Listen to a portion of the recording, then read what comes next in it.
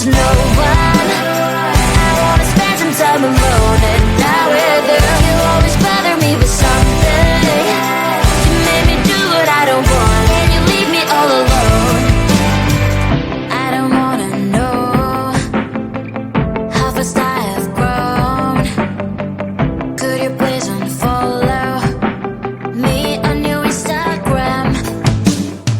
Stop coming my photos, like you know my stories.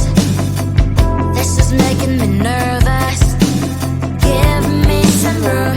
I want to belong to no one. I wanna spend some time alone, and now with you, you always bother me with something.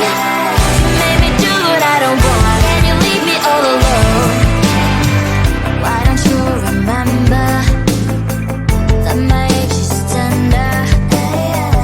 Maybe you never were young like me, but you wanna know all under your control. Can you be my friend then, not my enemy? I want to belong to no one.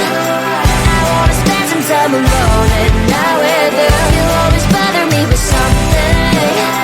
You made me do what I don't want, and you leave me all alone. Someday you will know me, you will see what's wrong. You might always right, but be on my side. I want to be